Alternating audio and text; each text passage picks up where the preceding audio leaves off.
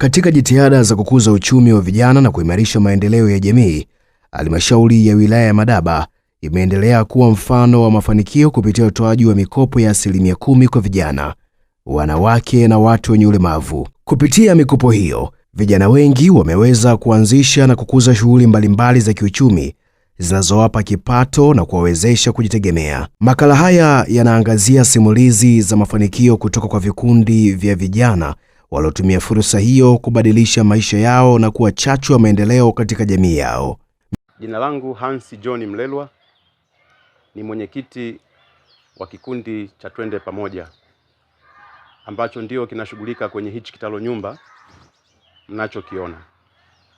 Kikundi hichi kimeanza mwaka juzi na mwaka jana tukafanikiwa kupata mkopo wa 10% kwenye halmashauri yetu ya Madaba, na mkopo wetu ulijelekeza kwenye hizi shughuli ambazo zinaonekana hapa za kilimo cha bustani, horticulture. Kwa kweli tunashukuru sana kwa fursa hii.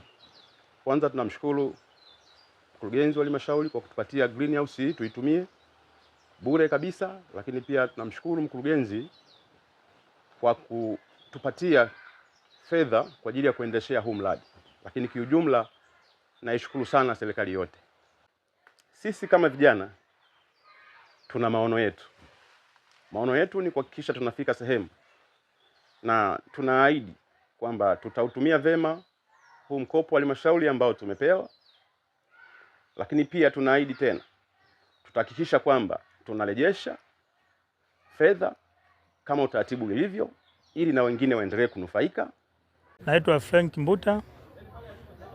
Mimi kama mlezi wa kikundi cha Hope Family, tunamshukuru Rais Mama Samia kwa kutuwezesha vijana kwa kupata mkopo wa 10%. Tunanufaika na mkopo huo.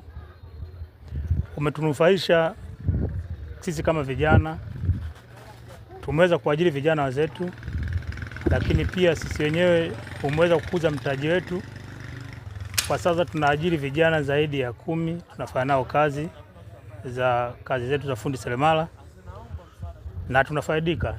Tunaiomba serikali iendelee kuongeza nguvu kwa vijana, kwa maana vijana tunajikuta tunafaidika sana na mkopo huu na vijana wengi wanafaidika nao. Tunaishukuru halmashauri ya Madaba pia, kwa maana tunapotuma maombi yetu yanakuwa hayana mizunguko, wanatusaidia kwa wakati. Kwa majina naitwa Joy Alex Mbelwa, ni mwajiliwa wa kikundi cha Hope Family. Maana baada ya kikundi kupata mkopo wa 10% wa mama, kikundi kiliweza kuajiri vijana na mimi pia nikiwa mnufaika. Napenda kumshukuru mkurugenzi wa halmashauri ya Madaba kusimamia hii mikopo ipasavyo, maana vijana tumepata ajira, na tunaendelea kuipongeza serikali ya Mama Samia Suluhu Hassan iweze kuboresha hii mikopo na kuweza kutuletea mikopo kwa sisi vijana ili tuweze kupata ajira. Kwa jina naitwa Shadrack Mponda, ni mwenyekiti wa kundi la madereva bodaboda Konaba.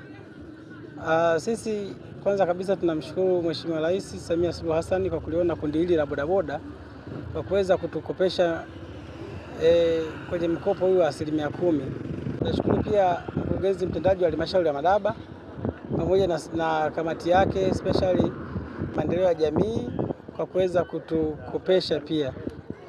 Kwa hiyo mkopo huu kwa 10% sisi kama vijana umetusaidia sana. Na sasa hizi tumefikia kila kijana wa bodaboda ameweza kumiliki pikipiki ya kwake.